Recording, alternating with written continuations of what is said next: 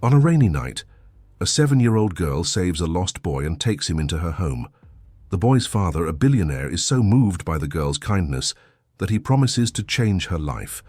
By offering her a world-class education and financial security, he guarantees a brighter future for her and her mother. If this incredible story of resilience and compassion interests you, make sure to subscribe to our channel and tell us which city you're watching from. The rain beat against the small window of the second-floor apartment in the 3-story brownstone in Greenwich Village, New York City. The constant drumming of the drops mixed with the distant rumble of traffic from a nearby avenue, creating an urban symphony that cradled the city's nights. Inside the one-bedroom apartment, where the living room and kitchen shared the same space, Isabella watched the storm, her eyes glued to the fogged-up glass. At 8 years old, Isabella had the typical curiosity of children who grow up observing the world around them with an intensity only those who haven't yet lost the capacity for wonder can possess. Her brown hair fell loosely over her shoulders, and she was wearing a New York Yankees t-shirt her mother had given her for her birthday. It was one of the few new pieces of clothing she owned, and she wore it with the pride of someone wearing their home team's jersey. Carmen, her mother, stirred a pot on the stove with tired yet loving movements. At 32, her face bore the marks of someone who worked 2 jobs to provide the basics for her daughter. During the day, she was on the cleaning staff. At an office in Midtown, and 3 times a week, she cleaned the house of a family on the Upper East Side. Her calloused hands and perpetually tense shoulders told the story of a woman who never surrendered to hardship. "Bella, come eat, honey. The soup is ready and you're going to catch a chill over there by the window," Carmen said without taking her eyes off the pot where a chicken noodle soup, made with a lot of love and few ingredients, was simmering. "But, Mom, look how hard it's raining. It looks like the sky is crying." Isabella replied, her face still pressed against the glass. She always had this poetic way of seeing things, an inheritance perhaps from the father who left too soon, leaving only fragmented memories of Sunday afternoons, reciting poems in the small backyard of the house they lived in before. The loss of her father, Carlos, 2 years ago in a construction accident, had completely changed their lives. They had to move into this smaller apartment, and Carmen had to double her workload to keep the bills paid. But she never let sadness take over their home. She always told Isabella that her father was watching over them from wherever he was, and that they had to be strong to honor his memory. Isabella moved away from the window and walked to the small table where Carmen had placed 2 bowls of soup. The apartment was simple, but clean and organized. In the living room, a love seat that also served as Carmen's bed at night, a small television, and a bookshelf with a few books Isabella had gotten from the school library. In the bedroom, a twin bed where the girls slept, a small wardrobe and a dresser that held their few belongings. The walls were decorated with drawings Isabella made at school and a few family photos. A picture from Carmen and Carlos's wedding, another of the 3 of them at the last Christmas they spent together, and a more recent one, just the 2 of them, taken at a school fair. They were simple memories, but they filled the house with life and affection. While they ate their soup, Carmen told her daughter about her day at work. "Today, Mrs. Miller asked if you were doing well in school. I told her you're a very polite and smart girl. I'm so proud of you, my princess." Isabella smiled, feeling her chest warm with her mother's affection. She knew Carmen worked very hard so she could have everything she needed, even when it meant Carmen herself went without. The girl had learned to value every gesture of love, every sacrifice her mother made for her. "Mom, when I grow up, I'm going to work really hard and buy us a big house with a backyard like the one we used to have," Isabella said, stirring her soup with her spoon. Carmen smiled, her heart tightening with emotion. "You already give me the greatest treasure there is, my love. Your smile, your company, your affection, that's worth more than any big house." The conversation was interrupted by a louder clap of thunder, which made them both look toward the window. The rain had intensified even more, and now the wind was swaying the lone tree in front of the building. Isabella got up again and went to the window, drawn by the spectacle of nature. It was then that she saw something that made her freeze. Walking down the wet street, completely soaked and clearly lost, was a boy who looked to be about her age. He was wearing clothes that, even wet, she could tell were expensive. a polo shirt and shorts that looked like they came from one of the stores she saw in the windows when she walked through the mall with her mother. The boy walked slowly, looking around as if searching for something familiar but finding nothing he recognized. His face was wet, and Isabella couldn't tell if it was tears or just the rain. But something in the way he walked, his slumped shoulders and lost expression, deeply touched the girl's heart. "Mom, there's a boy outside, all alone in the rain," Isabella said without taking her eyes off the window. Carmen came over and looked where her daughter was pointing. There really was a child walking alone in the storm, and it immediately awakened the woman's maternal instinct. "My God, what is a child doing on the street at this hour? Where are his parents?" Isabella didn't answer. Something inside her, an impulse she couldn't explain, made her run toward the door. It was as if an inner voice was telling her that this boy needed help, and that she was the one who should offer it. The same sensitivity that made her see poetry in the rain now pushed her toward an act of pure compassion. "Bella, where are you going?" Carmen shouted, but the girl had already opened the door and was running down the stairs. The cold of the night and the force of the rain hit Isabella as soon as she left the building, but she didn't care.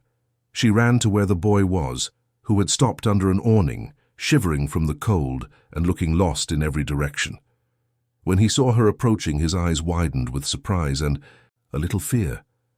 "Hey, are you lost?" Isabella asked, getting close to him without fear, even as her Yankees t-shirt became completely soaked. The boy looked at her with a mixture of relief and suspicion. He had blonde hair, blue eyes, and a face that, even scared and wet, revealed delicate features. He was clearly out of his element, far from any place he could call familiar. I got lost," he said, his voice trembling with cold and fear. "I was in the park with Julia, my nanny, and I saw a really cute dog. I ran after it, and when I looked up, I didn't know where I was anymore. I've been looking for the way home for a long time." The sincerity in his voice and the fear in his eyes touched Isabella's heart even more deeply. She remembered how she felt when she had nightmares about losing her mother, about being alone in the world. It was exactly what she saw on the face of this unknown boy. "Come with me. You can stay at my house until your parents find you," Isabella said, extending her hand to him with the naturalness of someone offering help, without expecting anything in return. The boy hesitated for a moment, but something in the girl's sincere expression, in the way she showed no fear or judgment, made him accept the outstretched hand. Together they ran back to the building, where Carmen was waiting for them at the door with a towel in her hand, and an expression of concern mixed with surprise. "Oh my goodness, you two are soaked. Come on, get inside, quick," Carmen said, wrapping them both in towels and leading them into the apartment. Once inside, under the light of the living room lamp, Carmen could see the boy her daughter had brought home more clearly. His clothes, even wet, were clearly expensive. The sneakers he wore were a brand she only saw in TV commercials, and the watch on his wrist looked like one of those that cost more than her salary for several months. It was evident that this child came from a very wealthy family. "What's your name, sweetie?" Carmen asked, with the gentleness of someone who deals with children every day. "Michael," the boy replied, still shivering from the cold. "Michael Harrison." The full name and the way he pronounced it confirmed Carmen's suspicions about the boy's social background, but at that moment, none of that mattered. What mattered was that there was a scared and lost child, and she would do everything she could to help him. "It's nice to meet you, Michael. I'm Carmen, and this is my daughter, Isabella. You're going to stay here and get warm until we can get in touch with your parents, okay?" Michael nodded, still not quite believing the kindness of these strangers. In his world, interactions were always mediated by nannies, drivers, security guards. He had never experienced the simplicity of being welcomed by people who had no obligation to take care of him. Carmen prepared a mug of hot cocoa and offered it to Michael, while Isabella ran to her room to get dry clothes. She came back with a t-shirt and a pair of shorts that had belonged to her cousin, which were a bit big on the boy, but at least they were dry and clean. "You can change in the bathroom, and don't worry, we'll call your family and they'll come get you soon," Carmen said, with a motherly voice that could calm any child. While Michael was changing, Isabella approached her mother with a serious expression. "Mum, he was so scared out there. I don't think he's ever been lost before." Carmen looked at her daughter with pride. "You did the right thing, honey. Whenever we see someone who needs help, especially a child, we have to lend a hand. That's what your father taught me, and that's what I'm teaching you." When Michael came out of the bathroom, dressed in the borrowed clothes and with his hair a little drier, he seemed less frightened. He sat on the couch next to Isabella and drank the hot cocoa, in small sips, feeling the warmth spread through his body. "Michael, do you remember your dad's or your mum's phone number?" Carmen asked, sitting in a chair at the dining table to be at the children's level. The boy thought for a moment, frowning in concentration. "I know my dad's number, but he's always in meetings. Maybe it's better to call Julia. She was the one watching me today." He gave her the number, and Carmen dialed it on the landline phone in the kitchen. After a few rings, a female voice answered on the other end, and Carmen could clearly hear the desperation in the woman's voice. "Hello, who is this?" The voice was tense, almost hysterical. "Good evening. My name is Carmen. I have a little boy here with me named Michael, who said he was with you at the park and got lost." A cry of relief echoed through the phone. "Michael, thank God. Where is he? I'll come get him right now." "He's fine. He's here at my house with me and my daughter. I'll give you the address." After writing down the address, the woman on the other end of the line said she would immediately notify Michael's father and that they would be there in a few minutes. Carmen could hear the urgency and relief in her voice, and she imagined the desperation that family must have felt when they realized the child was missing. "They're on their way to get you, Michael. It won't be long," Carmen said, returning to the living room.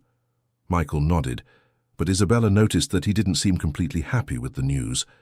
There was something in his expression that suggested that, although he wanted to go home, he was enjoying being there, in that simple but warm environment.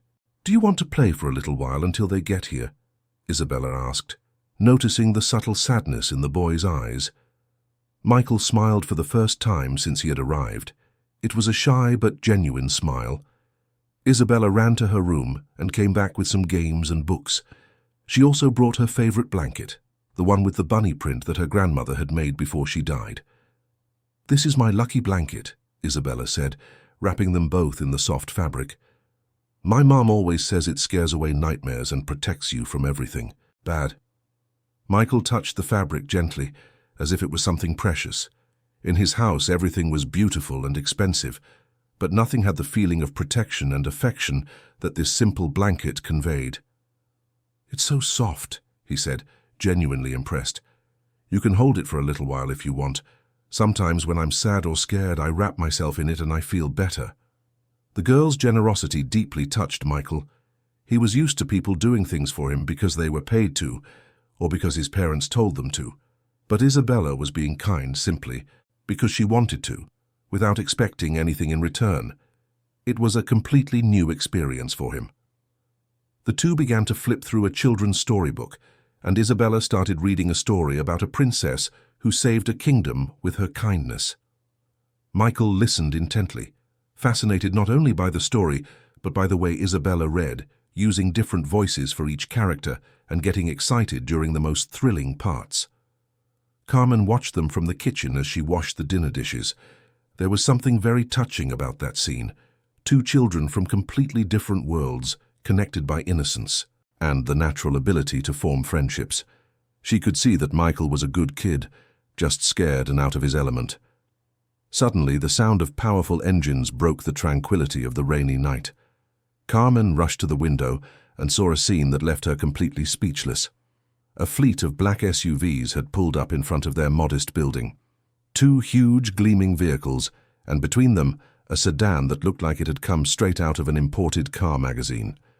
Men in suits got out of the SUVs, clearly security guards, and opened umbrellas, to shield a tall man who got out of the sedan. Even from a distance and in the rain, Carmen could see that he was someone very important. He was wearing a suit that probably cost more than her annual income, and even wet and visibly desperate, he exuded an aura of power and authority. Isabella had also gotten up and run to the window, leading Michael by the hand.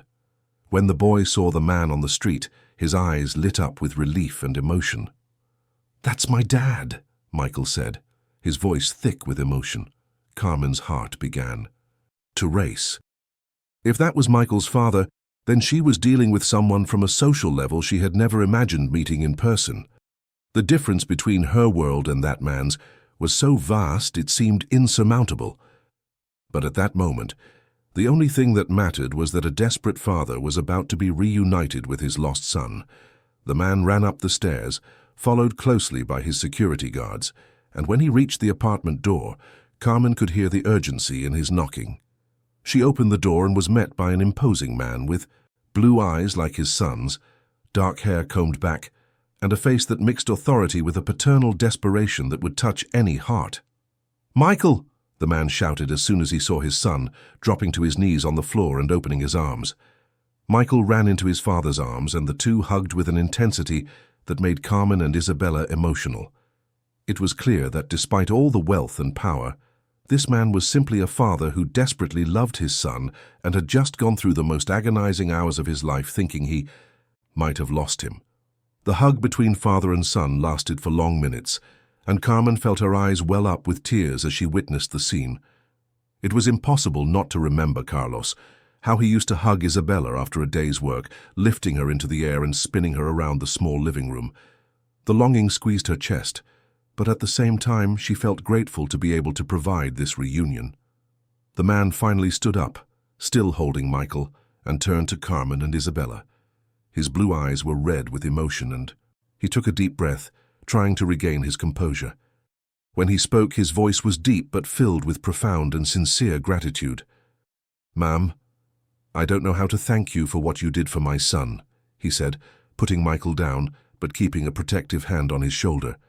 "My name is Edward Harrison. When I found out Michael was missing, I thought I was going to lose my mind." Carmen felt small in front of this man, but the dignity she carried within her made her lift her chin and reply simply, "You don't have to thank me, Mr. Harrison. Any mother would have done the same. I'm Carmen, and this is my daughter Isabella. She's the one who saw your son on the street and ran to help." Edward turned his gaze to Isabella, who stood close to her mother but showed no fear. The girl looked at him with that natural curiosity of children, but also with a seriousness that impressed him. There was something in her posture, in the way she clutched the bunny blanket in her arms, that touched him deeply. "Isabella, right?" Edward said, crouching down to be at the girl's level. "You were very brave today, very brave indeed." "I just did what my mum taught me," Isabella replied simply. "When someone needs help, you help them. It doesn't matter if you know them or not." The wisdom in the girl's words left Edward momentarily speechless. In his world of business, where every gesture had an intention behind it, where every favor came with a price, finding such pure and selfless kindness was almost impossible. He looked at Michael and saw that his son was watching Isabella with admiration. Michael had grown up surrounded by luxury, but also by a loneliness that Edward was only now beginning to realize. Nannies, private tutors, drivers, they were all kind to the boy, but because they were paid to be. Here, in this simple apartment, his son had experienced something that all the money in the world couldn't buy, genuine, selfless affection. "You took very good care of Michael," Edward said, looking around the apartment. It was small, but clean and organized, and it had a sense of home that was missing from his mansion on the Upper East Side, no matter how large and luxurious it was. Carmen followed his gaze and felt a little embarrassed by the modesty of the place. "It's not much, but it's our home," she said, with a mix of pride and self-consciousness. Edward noticed her discomfort and immediately regretted looking around so obviously. "I'm sorry. I didn't mean to be intrusive. It's just, you have something here that can't be bought. A feeling of a real family." At that moment, Michael approached Isabella and held out the bunny blanket he was still carrying. "Thanks for letting me borrow this. It really did make me feel better." Isabella smiled and shook her head. "You can keep it for a little longer if you want. Sometimes the nights are long and you need protection from nightmares." Edward watched the exchange between the children and felt something stir inside his chest. Michael had never shown this kind of consideration for other children. He had always been polite, as he was taught, but he had never shown this genuine connection that he now saw blossoming between him and Isabella. "Mr. Harrison," Carmen said, breaking the silence. Michael said he was at the park with a nanny when he got lost. She must be very worried too. Julia is downstairs in the car, Edward replied. She's blaming herself for what happened, but I know it wasn't her fault. Michael is a curious child, and sometimes that curiosity leads him to places he shouldn't go.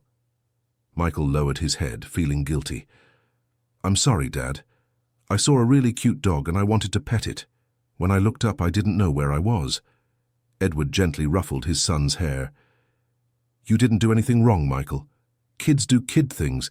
The important thing is that you're safe, thanks to the kindness of these wonderful people. Edward's security guards were still, waiting in the hallway, keeping a respectful distance but remaining alert. Carmen glanced at them from time to time, still amazed by the whole situation. She had never imagined that one day she would welcome someone of such importance into her humble home. Edward noticed her glance and gestured for the guards to wait downstairs.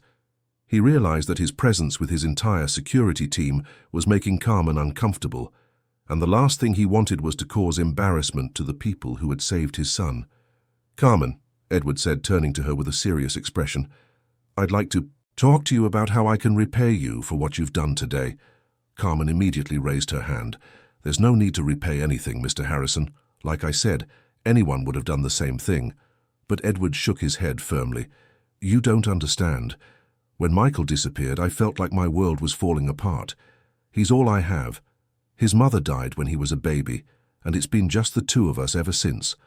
Losing him would be like losing my reason for living. Edward's words deeply touched Carmen, who knew the pain of loss and the fear of being alone in the world all too well.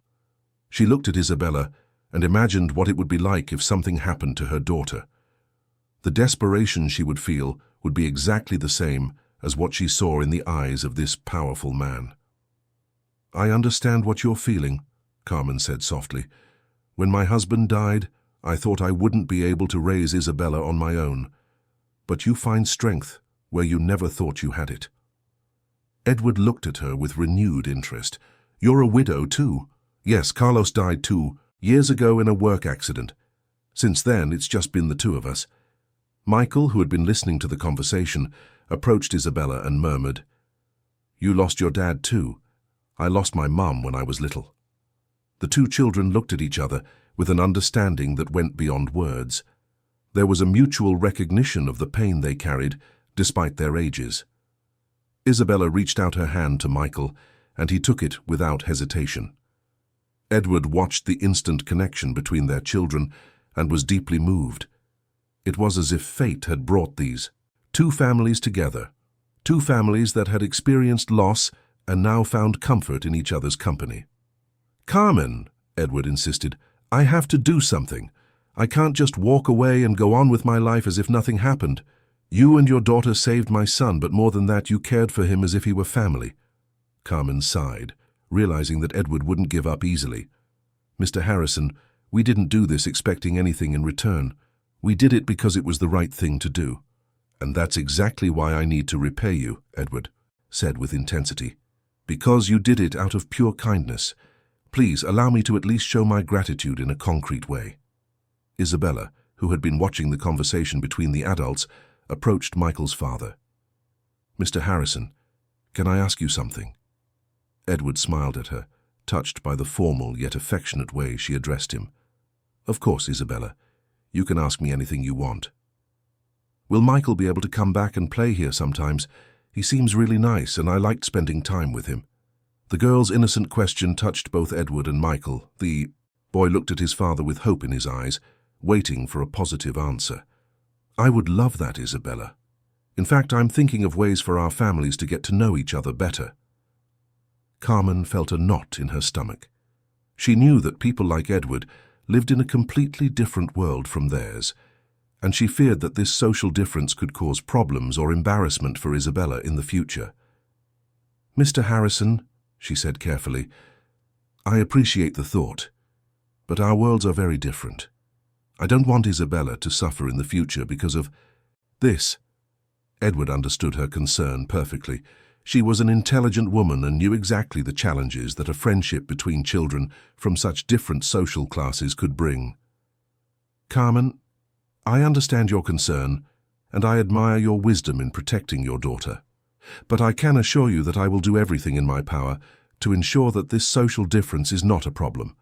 Michael needs to learn about the real world, about true values, like the ones you've shown today. Michael approached his father and tugged on his sleeve. Dad, Isabella taught me about the blanket that protects you from nightmares, and Carmen made really yummy soup. They made me feel better when I was scared. Edward looked at his son and saw something he hadn't seen in a long time, true happiness. Michael was smiling in a genuine way, not the polite smile he always wore at social events or with guests at home. Michael, Edward said, did you like being here? A lot, Dad. It was different from anything I've ever known. They didn't care that I was wet or scared. They just wanted to help me. His son's honesty confirmed what Edward already suspected. His boy had found something precious in that simple apartment, authenticity and genuine affection. Carmen, Edward said, making a decision, I'd like to make you a proposal. I don't want you to feel pressured, but I'd like you to consider it. Carmen looked at him apprehensively, wondering what was coming next. First, I'd like to ensure that Isabella has access to the best possible education. I can pay for a quality private school where she can develop the full potential she clearly possesses. Carmen opened her mouth to protest, but Edward gently raised his hand. Please, let me finish. Second, I'd like to pay off this apartment for you, so you never have to worry about rent or a mortgage again. And third, I'd like to offer you a job, something that allows you to spend more time with your daughter and have a decent income. The silence that followed was heavy with emotion. Carmen felt torn between gratitude for his generosity and the worry of accepting charity. Mr. Harrison, she began with difficulty, I don't know what to say. It's so much, so generous, but it's not charity, Carmen, Edward interrupted firmly. It's gratitude. It's recognition. It's the only way. I can sleep at night knowing I did what I could for the people who saved my son. Isabella approached her mother and held her hand. Mom, does this mean I can go to a good school? Carmen looked at her daughter and saw hope shining in her eyes. For all these years, she had strived to give Isabella the best she could, but she knew her financial limitations prevented her from offering better educational opportunities. I need to think, Carmen said finally. This is a very important decision. Edward nodded, understanding. Of course, take all the time you need, but please don't let pride stop you from accepting something that could change both of your lives for the better. Michael approached Isabella again. Isabella, if you study at a cool school, you'll get to learn lots of interesting things. I go to the Dalton Academy and it has a huge library. Isabella's eyes lit up. A huge library? I love books. Edward smiled, seeing the girl's enthusiasm. That's exactly the kind of reaction I was hoping to see. Isabella clearly has a thirst for knowledge.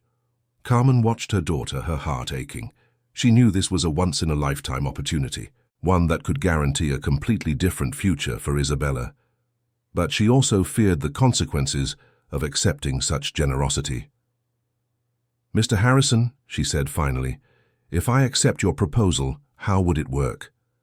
I don't want Isabella to feel different from the other children or for them to think she's there as a favor. Edward had thought about this and had the answer ready. Isabella would get into the school on her own merit. I can arrange for an official scholarship based on her academic potential. As for the job, it would be something related to education, perhaps coordinating social programs at some of my companies. It would be a respectable, well-paying job that would allow you to use your life experience to help other families. The proposal sounded tempting and respectful. Carmen could see that Edward had thought of every detail to preserve their dignity. And what about the friendship between Michael and Isabella? She asked. That would be the most natural thing in the world, Edward replied. Two children who met and became friends. Nothing simpler than that. Michael and Isabella looked at each other and smiled. For them, the simplicity of friendship was indeed natural. It was the adults who complicated things with worries about social differences. Dad, Michael said, can I give Isabella my phone number? That way we can talk and plan to play. Edward laughed, touched by his son's innocence. Of course, Michael. I think you two are going to be great friends. Carmen felt like she was living in a dream. In a single night, her and Isabella's lives had taken a completely unexpected turn. Edward's generosity went beyond anything she could have ever imagined, and his sincerity reassured her about his intentions. "Mr. Harrison," she said finally, "I accept your proposal, but on one condition." Edward looked at her attentively. "If at any point I feel that this is harming my daughter in any way, I want to be able to refuse and go back to our old life." Edward extended his hand to her. "That's a fair deal, Carmen, and I promise I will do everything in my power to make sure that's never necessary." When they shook hands, they sealed not just an agreement, but the beginning of a relationship that would change the lives of everyone involved. Michael and Isabella hugged, happy at the prospect of becoming true friends while the adults contemplated the changes that were to come. 3 months had passed since that rainy night that changed everything. Carmen looked out the window of the apartment, now fully paid off and renovated, and could hardly believe the transformation their lives had undergone. Edward had kept every one of his promises, and more than that, he had done everything with a respect and delicacy she would never have expected from someone of his social standing. The apartment was still the same, but now it had new furniture, a bigger television, and a small library that Edward had installed especially for Isabella. The girl was radiant at her new school, St. Anne's Preparatory, a respected institution that offered a quality education and where she had secured a full academic scholarship on merit. Isabella came running home from school, her new backpack on and a smile that lit up the whole apartment. Mom, today my English teacher said my essay was the best in the class." Carmen hugged her daughter with pride. "I knew you would do great, my princess. You've always been so smart." The transition to the new school had been smoother than Carmen had imagined. The other children had welcomed Isabella, and she quickly stood out for her dedication to her studies and her kind personality. The fact that she had earned her spot on merit through a general knowledge exam had helped establish her credibility among her peers and teachers. "And Michael, how is he doing at his school?" Carmen asked as she prepared an after-school snack. "He's doing great. We talked on the phone today and he told me he got a good grade on his math test. He said he's coming to visit us this weekend." The friendship between Michael and Isabella had grown stronger over these months. They spoke on the phone almost every day, and Michael came to visit them regularly on Saturdays. Edward always brought him personally, and these visits had become a special time for all of them. Carmen had also started her new job at the Harrison Foundation, a non-profit organization created by Edward to help families in vulnerable situations. Her position was Social Projects Coordinator, and she discovered that her life experience, combined with her sensitivity in dealing with people, made her very effective in the role. The job not only provided a decent income, but also gave her a sense of purpose she hadn't felt in years. Being able to help other families going through difficulties similar to what she had faced was deeply rewarding. "Mum, can I tell you something?" Isabella said, sitting down at the table with her snack. "Of course, my love, you can tell me anything." "Today some girls in my class asked me how I got the scholarship. They thought it was weird that I live here in the village and go to St. Anne's." Carmen felt a pang of worry. "And what did you say?" "I told them the truth, that I took a test and passed, and that my mom works at a foundation that helps people. I didn't mention Michael or Mr. Harrison." Carmen sat down next to her daughter. "You did the right thing, Bella. Did they ask anything else?" "Marina, who's in my class, said her mom mentioned that sometimes poor kids get scholarships to these expensive schools. She didn't say it to be mean, but I could tell she thinks it's weird." Carmen's heart ached. This was exactly the kind of situation she had feared when Edward made his proposal.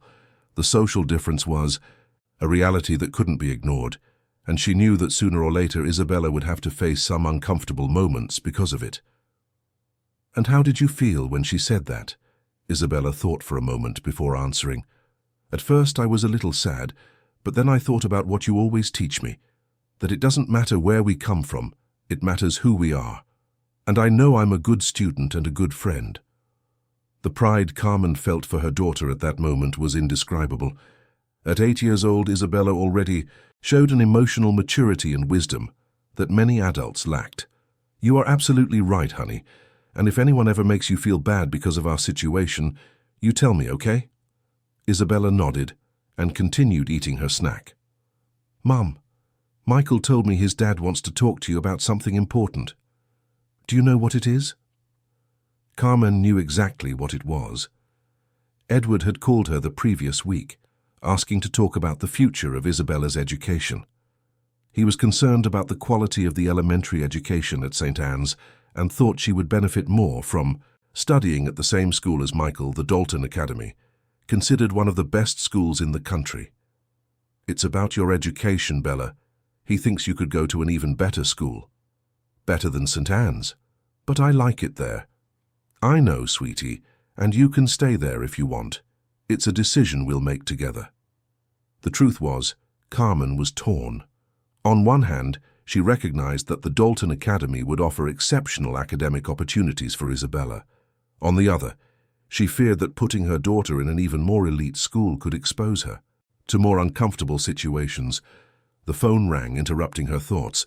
It was Edward. "Good afternoon, Carmen. How are you two doing?" "We're doing well, thank you. Isabella just got home from school, all excited about an essay her teacher praised." Edward laughed on the other end of the line. "That girl never ceases to amaze me. Actually, that's what I wanted to talk to you about. Do you have some time to talk in person?" "Of course. When would be convenient for you?" "How about this afternoon? I can stop by around 6 if that's not an inconvenience. And I can bring Michael along. The kids love seeing each other." "Perfect. We'll be waiting." At 6 o'clock sharp, Edward arrived at the apartment with Michael. The children greeted each other with the familiarity of old friends and were soon in Isabella's room, looking through the new books she had gotten from school. Edward sat in the living room with Carmen, and she noticed he seemed a bit tense, as if he had something important to discuss. "Carmen," he began, "I've been observing Isabella's development over these past few months, and she truly is an exceptional child. The teachers at St. Anne's have given me excellent reports on her." Carmen smiled. "She really is trying very hard. She's loving it there. And that's exactly why I'd like to propose something." Edward leaned forward, his expression serious. "The Dalton Academy has a special program for gifted children. I believe Isabella would be a perfect fit for it." "Gifted?" Carmen repeated the word with surprise. "Yes.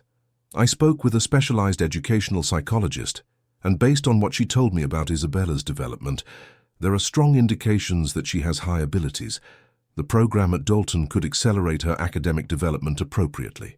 Carmen felt a mix of pride and concern. It was wonderful to know her daughter had so much potential, but at the same time she feared that putting her in an even more competitive school could be detrimental. "Mr. Harrison, I really appreciate your concern for Isabella's future, but I'm afraid she might feel out of place in such an elite school." Edward understood her concern perfectly. "Carmen, I understand your fears, and they are valid, but I can assure you that I will do everything in my power to make Isabella feel welcomed and protected. Besides, Michael will be there to support her." "And what about the other students? How will they react when they find out she comes from a middle-class family?" Edward sighed. "I won't lie and say it will be easy. There will always be some prejudiced people, but the quality education she will receive will prepare her to face any challenge in life, and I will always be available to resolve any problem that may arise." Carmen looked toward the bedroom, where the laughter of Isabella and Michael was coming from. She saw how well they got along, as if they had known each other for years. Maybe having Michael around would really make Isabella's transition easier. "Can I talk to Isabella about this before giving a final answer?" "Of course. In fact, I'd like her to be part of this decision. After all, it's her future that's at stake." Edward called the children into the living room and explained his proposal in a simple and clear way. Michael was visibly excited about the possibility of having his friend study with him, while Isabella listened attentively. "Isabella," Edward said, "what do you think?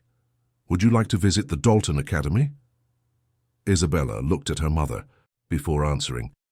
"Is it very different from St. Anne's?" "It's bigger and has more resources. A huge library, science labs, sports courts, computer labs, and it has very specialized teachers." Isabella's eyes sparkled. "And can I still be friends with everyone from St. Anne's?" "Of course you can," Carmen replied. "Friendship doesn't depend on where you go to school." Michael approached his friend. "Bella, It would be so cool if you studied with me. We could do our homework together and play during recess. Isabella smiled at her friend, but still seemed thoughtful. Can I think about it for a little bit? Edward smiled, impressed once again by the girl's maturity. Of course, it's a big decision.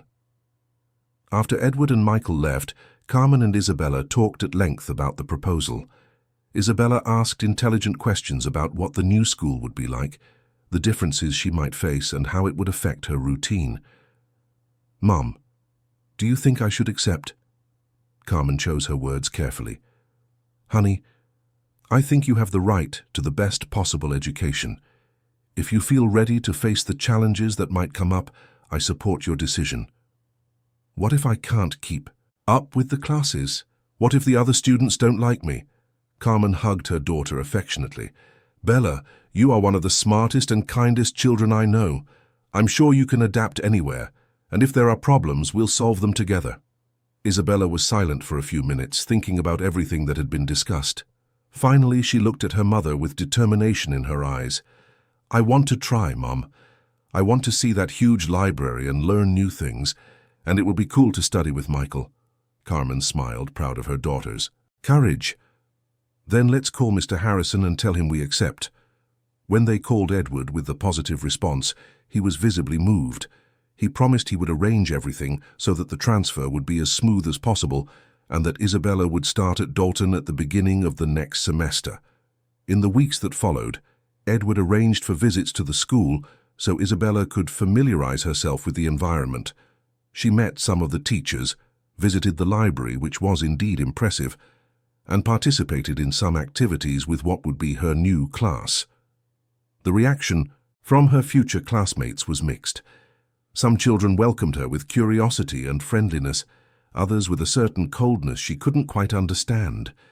But Michael was always nearby, introducing her to his friends and making sure to include her in conversations. During one of these visits, Isabella met Beatrice, a girl her age who would become a great friend. Beatrice came from an equally privileged family, but had a sweet and welcoming personality that reminded Isabella of herself. You're going to like it here, Beatrice said during recess. The teachers are really nice, and there are lots of interesting activities. And the other students? Isabella asked, a little insecure. Most of them are nice too. There are a few who are kind of annoying, but you get that everywhere. Beatrice's honesty reassured Isabella. It was good to know there would be challenges, but also that there would be people willing to support her. Carmen watched this whole process with a mixture of anxiety and hope. She knew she was making the right decision for her daughter's future, but she couldn't help but worry about the difficulties she might face. Edward, for his part, became increasingly involved in Isabella's well-being. He saw her not just as the girl who had saved his son, but as an exceptional child who deserved every opportunity he could offer. One afternoon, while Isabella and Michael were playing in the park near the apartment, Edward and Carmen were talking on a bench. Carmen, Edward said, I wanted you to know that to me Isabella is like family. I feel as responsible for her as I do for Michael. Carmen looked at him with gratitude. Mr. Harrison, I don't have the words to thank you for everything you've done for us. Sometimes I still can't believe this. Is all real? It's very real, and it's forever. These children have formed a special bond, and we, as the adults responsible for them, have also formed our own bonds. Carmen watched the children play and felt that she had truly found a second family. Edward had done much more than he had promised, and his dedication to them went far beyond any sense of gratitude. The new life that was unfolding for them was full of possibilities and opportunities she had never imagined. But she also knew that the real challenges were still to come, especially when Isabella actually started at Dalton and had to navigate the social complexities of such a privileged environment. For now, however, she allowed herself to feel gratitude and hope.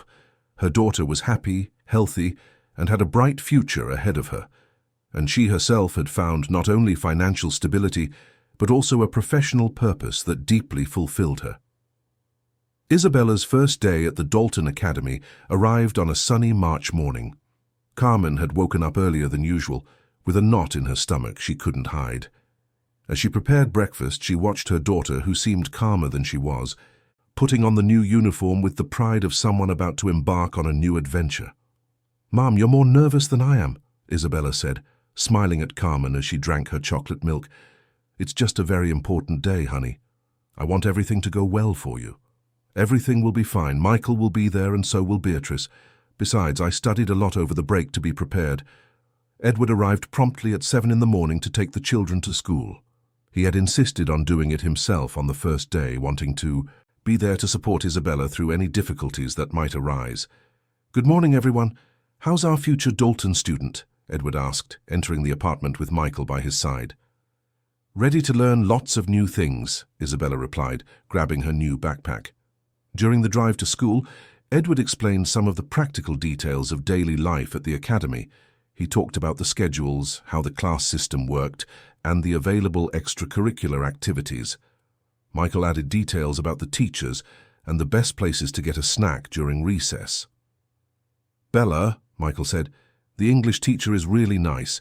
She likes it when students participate a lot in class, and the math teacher is kind of strict, but she teaches really well."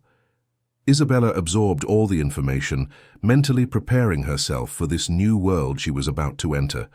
When they arrived at the school, she was once again impressed by its size and beauty. It was very different from St. Anne's, much larger and more imposing. Edward accompanied her to the main office, where they completed the final administrative procedures. The secretary, an elegant and friendly woman, welcomed Isabella warmly and explained that she had been assigned to Class 3B, along with Michael and Beatrice. "Isabella," the secretary said, "you did very well on your transfer assessment. I'm sure you'll adapt quickly here." The first challenge arose right at the classroom door. When the teacher introduced Isabella to the class, she could feel all the curious eyes fixed on her. Some genuine smiles, others merely polite, and some expressions that showed a certain surprise she couldn't quite interpret. "Everyone, this is Isabella, who will be joining us from today. She comes from St. Anne's Preparatory and had excellent scores on her transfer assessment. I hope you all make her feel welcome," the teacher said, pointing to an empty desk next to Beatrice. Isabella walked to her seat, feeling watched, but trying to maintain the confidence her mother had always taught her to have. Beatrice gave her an encouraging smile, and Michael, who was a few rows back, gave a discreet thumbs up. The first few classes went well. Isabella discovered that the academic standards were indeed higher than at her previous school, but she was able to keep up without much difficulty. In English class, when the teacher asked questions about a book they had read, she participated actively, showing a deep understanding of the story. "Very good, Isabella. You have a very mature interpretation for your age," the teacher praised. Some classmates looked at her with admiration, others with a certain disguised envy. Isabella began to realize that in this environment, academic competition was much more intense than she was used to. Recess was the most challenging time. As she walked through the courtyard with Beatrice and Michael, Isabella noticed groups of children talking and sometimes looking in her direction. She tried not to be bothered, but it was hard to ignore completely. That's when a group of girls from her class approached, led by a blonde girl named Caroline, who came from a very influential New York family. "Hi, Isabella," Caroline said, with a smile that didn't reach her eyes. "We heard you got a scholarship to study here. It must be so nice not to have to pay tuition." The comment hit Isabella like a punch to the gut. She felt there was a malicious intent behind the seemingly innocent words. Beatrice and Michael immediately tensed up, sensing the awkward situation. "Actually," Isabella replied, trying to maintain her dignity, "I passed a test to be here. Just like everyone else had to pass to get into the school." Caroline laughed, but it wasn't a happy laugh. "Oh, right, of course. It's just so rare to see someone different studying here. Where does your mum work again?" Michael stepped forward before Isabella could answer. "Bella's mum works for a very important foundation that helps a lot of families, and Bella is one of the smartest students I know." Caroline shrugged, as if the topic wasn't important to her. "Oh, that's nice. Well, see you around." When the group walked away, Isabella felt her eyes fill with tears, but she made a huge effort not to cry in front of her classmates. "Don't pay any attention to Caroline," Beatrice said, putting an arm around her friend's shoulders. "She's always been like that, kind of stuck up. Most of the class doesn't think like her. Michael was visibly angry. I'm going to tell my dad about this. He said he would handle any problems that came up. No, Michael, Isabella said quickly. I don't want your dad to think I can't stand up for myself. I'll learn how to deal with this. The maturity in Isabella's response impressed her too. Friends, she was truly determined to face the challenges on her own without relying on Edward's protection. The rest of the day passed without major incidents, but Isabella realized there were two distinct groups at the school. Those who accepted her naturally, and those who saw her as an intruder in their exclusive territory. When she got home, Carmen immediately knew something had happened. She knew her daughter well enough to tell when she was trying to hide a concern. How was your first day, my princess? It was good, Mom. The teachers are really nice and I was able. She had to keep up with all the classes. Carmen sat down next to her daughter on the couch. And your classmates, how did they treat you? Isabella hesitated for a moment before answering. Most of them were nice. There are some who are a bit different. But Beatrice and Michael helped me a lot. Different how, Bella? Isabella told her about the encounter with Caroline, trying to downplay the impact of the situation. Carmen listened attentively, her heart aching as she imagined her daughter going through that humiliation. Honey, Carmen said carefully, you know you can always count on me if something is bothering you, right? I know, Mom, but I want to learn how to handle these things on my own. You always taught me that we can't let other people make us feel smaller than we are. Carmen smiled, proud of her daughter's wisdom. You're right. But remember, being strong doesn't mean facing everything alone. Sometimes asking for help is a sign of intelligence, not weakness. In the weeks that followed, Isabella gradually adapted to the new routine. Academically, she excelled in almost every subject, especially English and history. Her teachers were impressed with her dedication and the quality of her work. Socially, however, the challenges persisted. Caroline and her group maintained a subtle, hostile attitude, making indirect comments about her social background and questioning her presence at the school. But Isabella was learning to deal with it, supported by Beatrice, Michael, and other classmates who had genuinely welcomed her. One day during gym class, an incident occurred that truly tested Isabella's resilience. The class was divided into teams for a game of kickball, and Caroline deliberately didn't pick Isabella for her team, even though she was one of the best athletes in the class. Sorry, Isabella, Caroline said with false politeness, but our team is already full. Maybe you can play with Michael's team. The gym teacher, who had observed the situation, intervened immediately. Caroline, you're going to switch places with Beatrice. The teams need to be balanced. But Mr. Davis, Caroline began to protest. No discussion, the teacher said firmly, and I want to remind everyone that at this school we respect all our classmates equally. The incident caught the attention of the school administration, which decided to speak individually with some of the children about the importance of respect and inclusion. Caroline ended up receiving a warning for inappropriate behavior. When Michael told Edward about the problems Isabella was facing, the businessman was visibly concerned. He had promised to protect her, and knowing she was being targeted by prejudice deeply bothered him. Edward requested a meeting with the school's principal, an experienced educator named Dr. Evans, who was well aware of the social complexities of the institution. Mr. Harrison, the principal said, we are closely monitoring Isabella's adjustment. She is an exceptional student, both academically and personally. As for the minor social conflicts, unfortunately, they are common when there is socio-economic diversity in a school, like ours. But is that acceptable? Edward asked. We can't just allow a child to be discriminated against because of her background. Of course it's not acceptable, and we are taking educational measures. But it's also important for Isabella to develop her own strategies for dealing with these situations, because she will encounter prejudice throughout her life. The conversation made Edward reflect on the limits of his protection. He wanted to shield Isabella from everything, but he also understood that she needed to develop her own emotional defenses. That afternoon, Edward picked up the children from school and took them, all for ice cream at a nearby shop. During the casual conversation, he tried to understand how Isabella was coping with the challenges. Bella, Edward said carefully, Michael told me that some classmates are sometimes not very kind to you. How do you feel about that? Isabella licked her chocolate ice cream thoughtfully before answering. At first, I was sad, Mr. Harrison.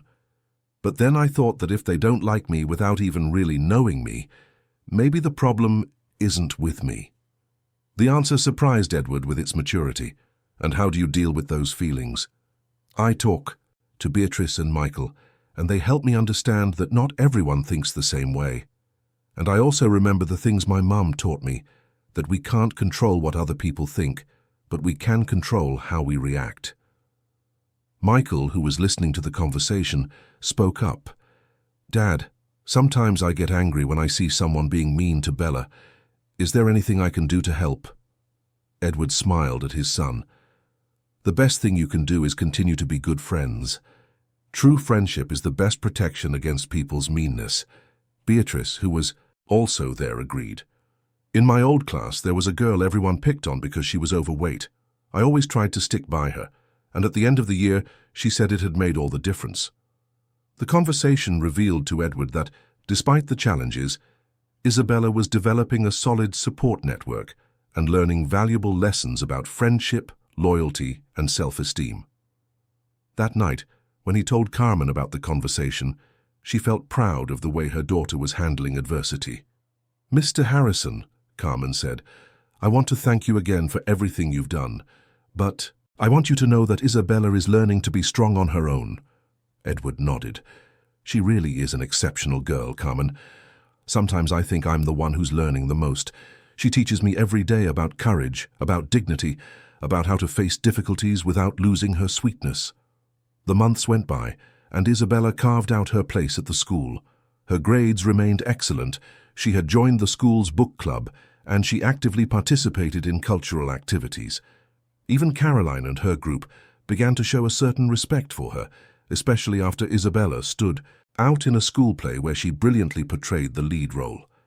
At home, Carmen was also adapting well to her new job at the foundation. She had developed a support program for single mothers that was yielding excellent results, and Edward frequently praised her for her dedication and efficiency.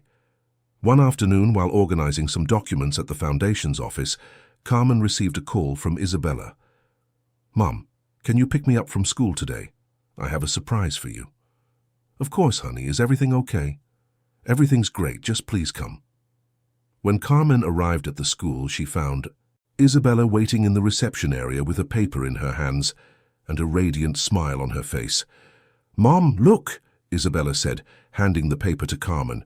I won the award for Best Student of the Term. Carmen read the official school document stating that Isabella Harrison had distinguished herself not only academically, but also for her exemplary conduct and collaborative spirit. She felt her eyes fill with tears of pride. My princess, I always knew you were special, but seeing it officially recognized makes me so emotional. Isabella hugged her mother tightly. And there's more, Mom. The principal said I can choose a free extracurricular activity. I'm thinking about taking piano lessons. Carmen smiled, remembering how Carlos had loved music and had always dreamed of giving his daughter piano lessons. It was as if everything was connecting in a special way. That night, when Edward learned of Isabella's award, he insisted on taking the whole family to a special restaurant to celebrate. During dinner, he gave a short, emotional speech. Isabella, Edward said, raising his glass of soda, you teach us every day that true education is not just in books, but in the way we treat people and face challenges. You are an example to all of us. Michael clapped enthusiastically. My friend is the smartest of all. And the bravest too, Carmen added, looking at her daughter with infinite love. Isabella, a little embarrassed by all the attention, smiled shyly. I just want to keep learning and growing, and I want you to know that everything I've achieved is because of all of your support. The dinner was filled with laughter, funny stories from school, and plans for the future. There in that moment, the two families felt truly united, as if they had always been one. 2 years had passed since Isabella started at the Dalton Academy, and now, at 10 years old, she had become one of the most respected students in her grade. Her piano lessons had revealed a surprising musical talent, and she often performed at school cultural events, always proudly accompanied by Carmen and Edward. The lives of the two families had intertwined in a way that went far beyond the initial gratitude. Edward had become a father figure to Isabella, and Carmen a counselor and confidant to Michael. The children, now more mature, maintained a solid friendship that had withstood all social and emotional tests. One October morning, Carmen was at the Foundation's office when she received an urgent call from the school. The secretary's voice sounded worried. "Mrs. Harrison, I need you to come to the school immediately. There's been an incident involving Isabella." Carmen's heart leaped into her throat. "What kind of incident?" "She was injured during recess and is in the nurse's office. It's not serious, but she's asking for you." Carmen rushed out of the office, calling Edward on the way to inform him of what had happened. He immediately cancelled his meetings and said he would meet her at the school. When they arrived at the nurse's office, they found Isabella sitting on an examination table with a small cut on her forehead and her eyes red from crying. Beside her, Michael held her hand, clearly worried. "Honey, what happened?" Carmen asked, rushing to hug Isabella. "It was an accident, Mom. I was running in the courtyard and I slipped. I hit my head on the ground." But the nurse, an experienced woman, approached Carmen with a concerned expression. "Ma'am, I'd like to speak with you privately." Edward stayed with the children while Carmen followed the nurse into an adjacent room. There the woman explained what had really happened. "Mrs. Harrison, I saw everything. Isabella didn't slip. She was pushed by a classmate during an argument in the courtyard." "Pushed? By whom?" "It was Caroline, the girl who has always had relationship problems with Isabella. They were arguing about a group project when the situation got out of control." Carmen felt anger rising within her. For 2 years, this girl had been picking on her daughter, and now she had resorted to physical aggression. When she returned to the nurse's office, Carmen found Edward talking seriously with Michael, trying to understand what had happened. "Michael," Carmen said, "can you tell us exactly what you saw?" Michael looked at Isabella, who nodded, giving him permission to speak. "Caroline was saying mean things to Bella about a science project. She said Bella didn't know how to work in a group because she came from a different kind of family.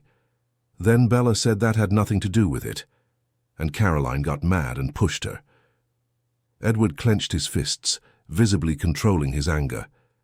"I've been trying to resolve this situation diplomatically for 2 years, but now it's gone too far." Isabella, who had remained quiet until then, finally spoke. "I didn't want to tell you because I knew you would worry, but Caroline has been getting worse and worse with me. She makes up excuses to exclude me from projects, spreads mean comments about my family, and today she said I should never have come to study here." Isabella's words broke Carmen's heart. Her daughter had been suffering in silence to protect the adults from worry. "Honey, why didn't you tell us sooner?" "Because I wanted to prove I could handle it on my own.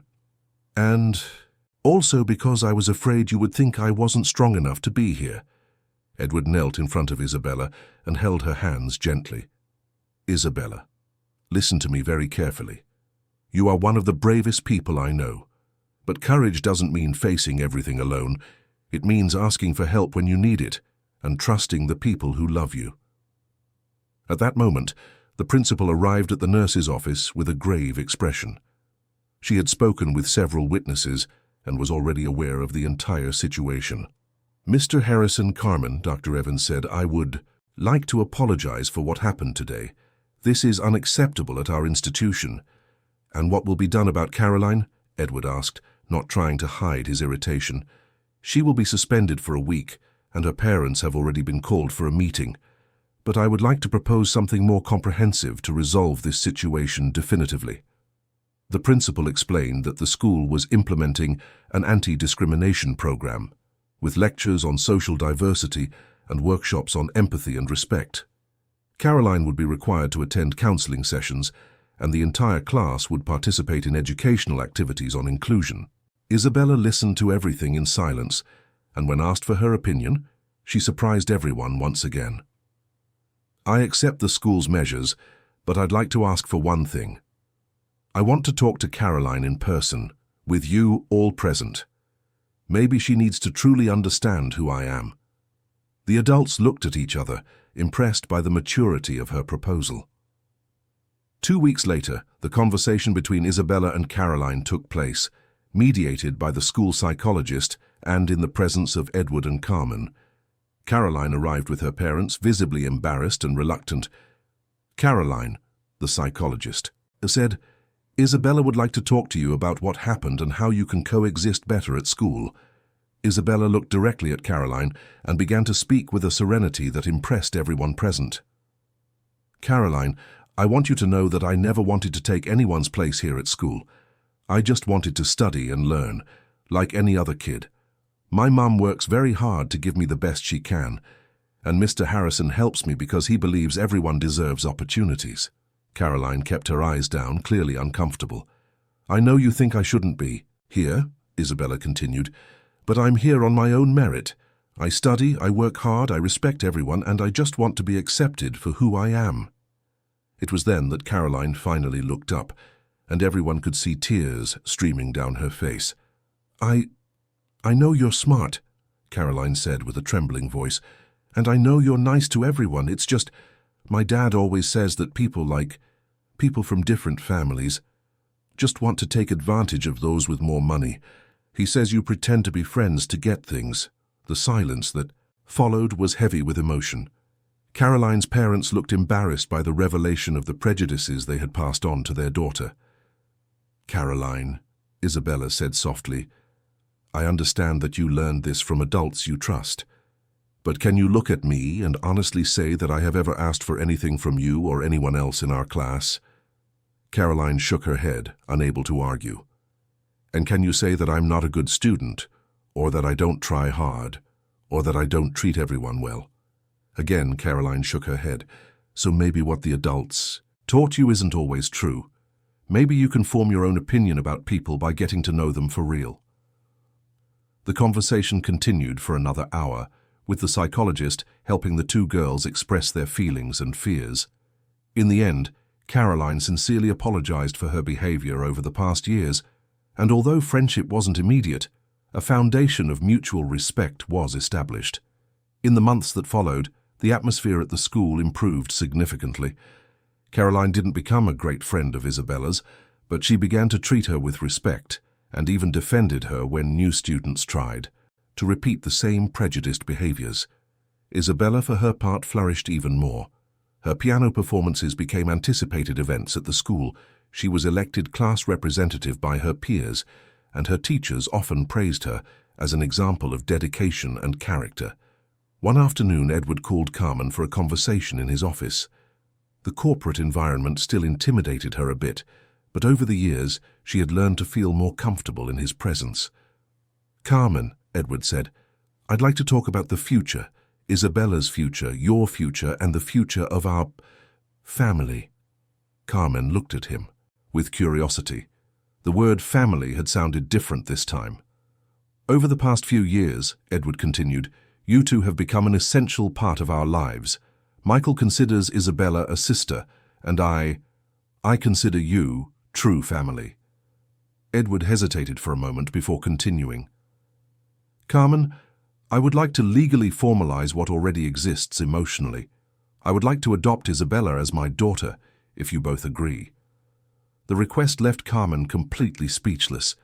She had never expected Edward to go so far in his commitment to them. "This wouldn't change anything in the relationship between you two," Edward clarified quickly. "You would still be Isabella's mother in every sense. I would just be an additional father figure, legally ensuring that she will always have protection and opportunities, no matter what happens to me." Carmen felt her eyes fill with tears. "Mr. Harrison, I don't know what to say. It's a very generous proposal, but also very serious. I understand you need to think, but I want you to know that this decision comes from the heart. Isabella has become as important to me as Michael, and you have become a very special person in my life." There was something in the way Edward said those last words that made Carmen look at him differently. Over the years, she had noticed that he treated her with an affection that went beyond gratitude, but she had never allowed those feelings to develop. "Carmen," Edward said, noticing her gaze, "I hope I'm not being inappropriate, but these years with you have made me realize that our family could be even more complete. Carmen understood what he was trying to say, and she felt her heart race.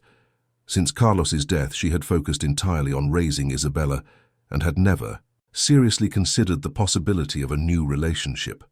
But she couldn't deny that Edward had become much more than a benefactor in their lives. "Mr. Harrison," she began carefully, "I need to be honest. These years with you and Michael have also been special for me. You filled a void I didn't even know existed." The two looked at each other in silence for a few moments, both acknowledging that something important was being said without words. "Perhaps," Carmen said finally, "we should talk to the children about all this. They are also part of this family we are building." Edward smiled, feeling a relief and happiness he hadn't experienced in years. "You're right. Let's talk to them together." That night, Edward and Carmen called Michael and Isabella for a serious conversation. The children, now 12 and 10 respectively, listened attentively as the adults explained the adoption proposal and the possibility of their families officially uniting. "Does this mean we'll be real brother and sister?" Michael asked, his eyes shining with excitement. "You are already brother and sister in your hearts," Edward replied. "This would just make official what already exists." Isabella looked at her mother seriously. "Mom, you want this to happen? Are you happy with the idea?" Carmen smiled at her daughter, touched by her concern. "Honey, these years with Mr. Harrison and Michael have been the happiest we've had since we lost your father. If you agree, I would love for our family to grow." "And what about Dad?" Isabella asked, referring to the memory of Carlos. "We won't forget him, will we?" Edward knelt in front of Isabella. "We will never forget your father, Bella. He will always be an important part of our story. I don't want to replace him. I just want to add more love to our family." Michael approached Isabella and held her hand. "Bella, your dad will always be your dad. But now you can have two dads protecting you, one here and one watching over you from heaven." The simplicity and wisdom of Michael's words moved everyone present. Isabella hugged her friend, then her mother, and finally Edward. "I accept," she said, her voice choked with emotion. "I want our family to be complete." At that moment, they all embraced in a single group hug, sealing not just a legal decision but an emotional commitment that would last forever. It was the beginning of a new phase in their lives, where love had triumphed over all differences and difficulties. Outside, New York City continued its fast pace, but within that embrace, time seemed to have stopped to celebrate the formation of a family born from chance and nurtured by kindness, perseverance, and unconditional love. Several years after that conversation that changed everything, life had transformed in ways none of them could have imagined on that rainy night when it all began.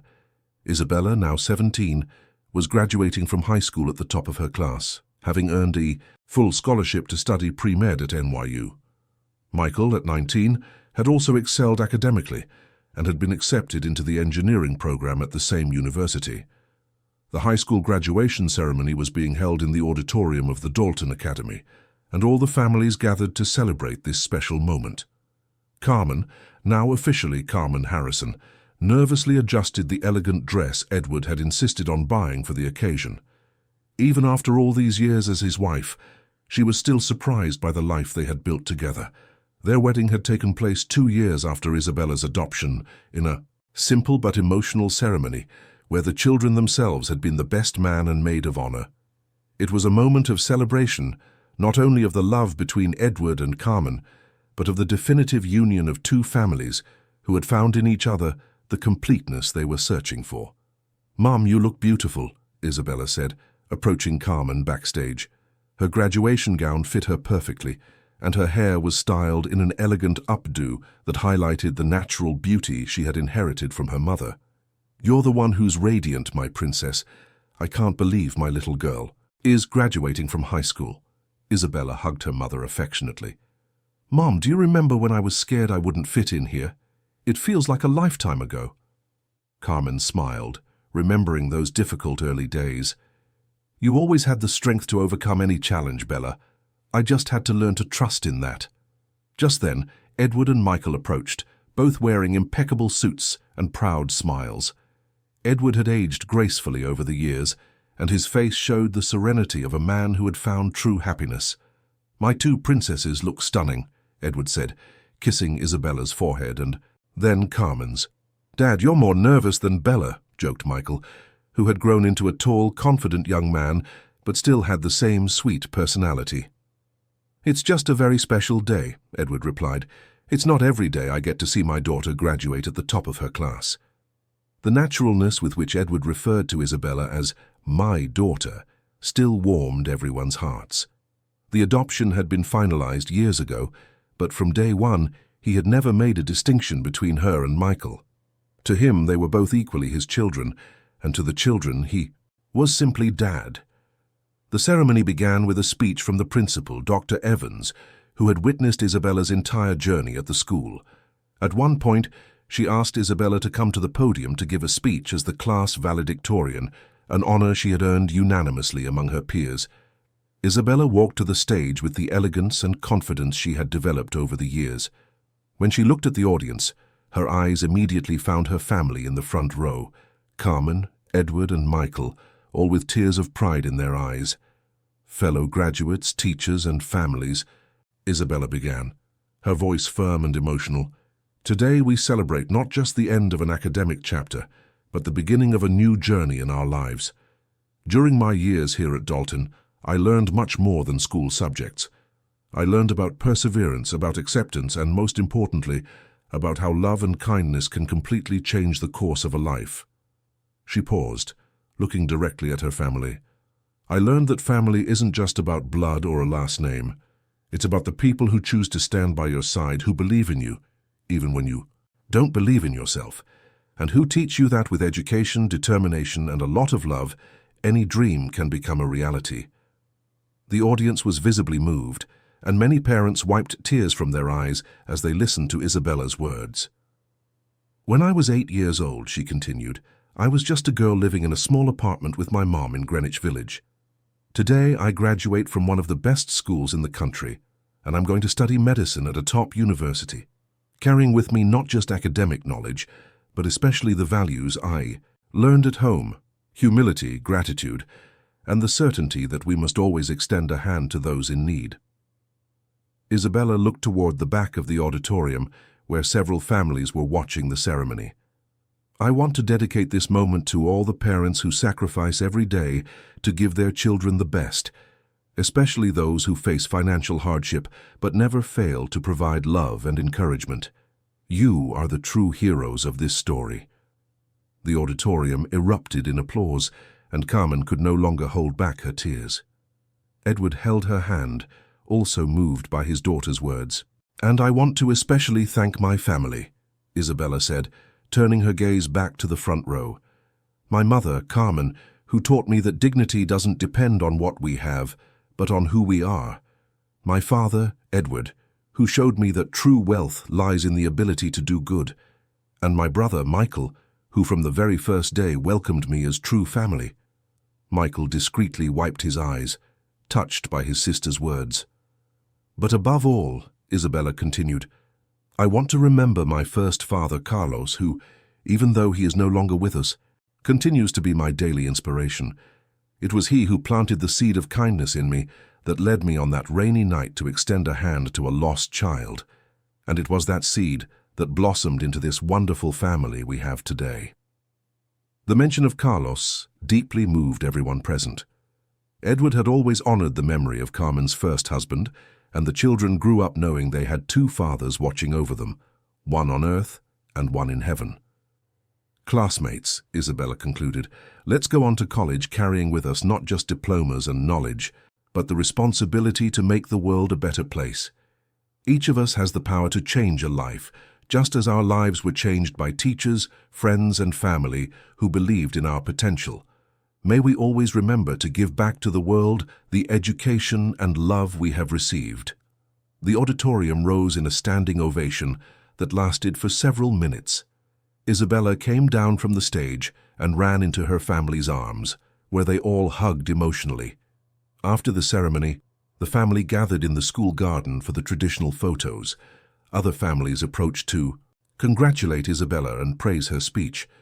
Among them was Caroline, now an elegant young woman who had become a good student and a very different person from the prejudiced girl of years ago. "Isabella," Caroline said, approaching, "your speech was beautiful, and I want to apologize once again for how I treated you in the beginning." Isabella smiled and hugged her former rival. "Caroline, those difficult times taught me a lot about strength and forgiveness. We're different people today, and I'm happy to see how you've grown too. Thank you for giving me a second chance to really get to know you," Caroline said, visibly emotional. That afternoon, the family gathered at the Upper East Side mansion for an intimate celebration party. The garden was decorated with flowers and soft lights, and a small band played ambient music. Only the closest people were present. Some of Edward's colleagues from the foundation, beloved teachers of both children, and a few family friends who had followed their entire journey. During the party, Edward asked for everyone's attention to make a toast. With a glass in his hand, he looked at his family with infinite love. "7 years ago," he said, "my son got lost on a rainy night. I thought that would be the worst night of my life. Today I know it was the most important night of my existence, because it was when I met two people who changed everything for the better." Edward turned to Carmen and Isabella. "Carmen, you taught me that true love has nothing to do with social status or a bank account. It has to do with character, with kindness, with the ability to care for others. And Isabella, my dear daughter, you taught me that an 8-year-old child can have more wisdom than many adults, and that genuine kindness is the most powerful force in the universe." He paused, clearly emotional. "Michael, my son, that night you got lost physically, but you found a sister, and I found a family. Today, we celebrate not just Isabella's graduation, but the consolidation of a family that was born from chance and strengthened by love." Everyone raised their glasses, and Edward concluded, "To our family, which taught me that true wealth is not measured in money, but in love, unity, and the ability to do good for others." The toast was followed by emotional hugs and tears of happiness. Later that night, after the guests had left, the family gathered in the mansion's living room. It was a habit they had developed over the years. Whenever there was something important to celebrate or discuss, they would sit together in that cozy room and talk from the heart. "Dad," Isabella said, "I'd like to talk about my plans for college." Edward and Carmen looked at her attentively, knowing that when Isabella used that serious tone, she had something important to say. "I've decided to specialize in social medicine and work with underserved communities after I graduate. I want to use what I've learned and the opportunities I've been given to help families like ours used to be." Carmen smiled, proud of her daughter's decision. "That's wonderful, Bella. Your father would be so proud to know you want to use your profession to help others." Edward nodded, moved. "And you will have all the support you need to achieve that dream. The foundation can be a channel for your future projects." Michael got excited. "Bella, when I graduate with my engineering degree, I can help by designing hospitals and clinics for your communities." The idea of the siblings working together in the future deeply moved Edward and Carmen. It was proof that the values they had tried to instill had been truly absorbed by their children. "You know," Carmen said, reflecting on all they had been through, "sometimes I think about how different our lives would be if Bella hadn't seen you that night, Michael." Michael smiled.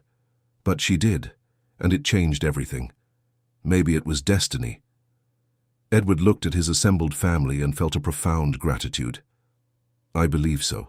I believe some people come into our lives at exactly the right moment, bringing exactly what we need." Isabella got up and went to the window, looking out at the illuminated garden.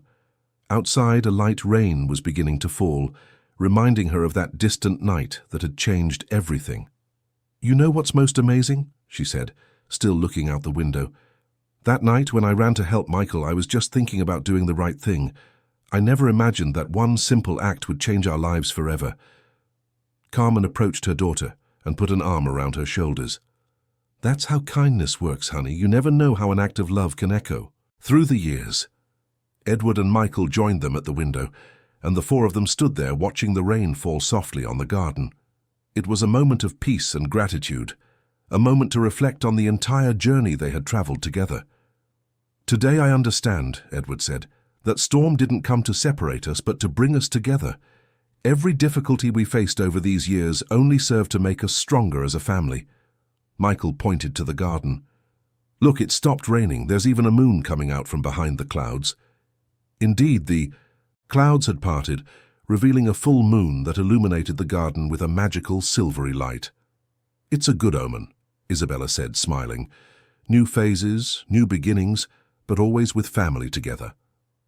They remained there for a few more minutes, simply enjoying each other's company and the peace of that special moment. They didn't need words to express the love they felt for one another, or the gratitude for the life they had built together. When they finally went to their rooms, each carried in their heart the certainty that, no matter what the future held, they would always have each other. The family that was born on a stormy night had become a safe harbor against all of life's storms. Years later, when Dr. Isabella Harrison opened her first community clinic in a low-income neighborhood of New York, the entire family was present. The plaque at the entrance bore a special dedication, in memory of Carlos, who planted the seed of kindness, and in honor of all the parents who sacrifice for their children. Michael, now an accomplished engineer, had designed the building to maximize space and functionality, always thinking of the patient's well-being. Edward financed the entire project through the foundation, and Carmen coordinated the clinic's social programs. On that opening day, as Isabella cut the red ribbon at the clinic's entrance, she thought of that 8-year-old girl who had run into the rain to help a stranger. She thought about how a simple act of kindness had generated an infinite chain of love and transformation. The crowd applauded as the doors opened, and the first families from the community came in to see the clinic that had been built especially for them. Among these families were single mothers, elderly people with no resources, children in need of medical care, people who had never had access to quality health care. Edward watched it all with tears in his eyes, knowing that this moment represented the perfect closing of a circle that had begun on a rainy night years ago. His daughter was giving back to the world, multiplied 1,000 times over, all the kindness she had received. Carmen held Michael's hand and watched Isabella greet the first patients. She saw in her daughter the same natural compassion that had led her to help a lost boy, now transformed into a professional force dedicated to healing and caring. That night, when the family gathered again at home to celebrate, Isabella made one last speech, this time just for the 3 people she loved most in the world. "Dad, Mom, Michael," she said, looking at each of them with infinite affection, "today I fulfilled a dream that was born on that rainy night when our lives crossed paths. But more than fulfilling a professional dream, today I completed a cycle of gratitude. Everything I am, everything I have achieved, everything I can give to the world, exists because of the unconditional love you gave me." She paused, visibly emotional. "The clinic we opened today isn't just mine, it's ours. It's the result of a family that believed in the transformative power of education, love, and kindness. Every life we manage to touch through this work will be a tribute to the family we are and the values we share." Edward approached and wrapped Isabella in a fatherly embrace. "My dear daughter, you have surpassed all our most optimistic dreams. You took the opportunities you were given and turned them into a way to serve the world." Carmen joined the hug, followed by Michael, and once again the family was united in a group hug, just like that distant moment when they decided to make their bond official. But this time the hug carried with it not just promises for the future, but the satisfaction of a journey completed, of dreams realized, and the certainty that true love really can transform lives in unimaginable ways. Outside, New York City carried on with its frantic life, but within that embrace there was the peace of knowing they had found the true meaning of life: to love unconditionally, and to use that strength to make the world a better place. Dear listeners, we hope the story of Isabella, Carmen, Edward, and Michael has deeply touched your heart. If you were moved by this journey of love, resilience, and transformation, please leave a like, subscribe to the channel, and tell us in the comments which moment marked you the most. Every day we bring intense stories like this one, revealing the most beautiful and powerful side of the human soul. Stories that remind us that a simple act of kindness can echo through the years, transforming not only our own lives, but the lives of everyone around us. We'll see you in the next episode, where a new journey of emotions awaits you.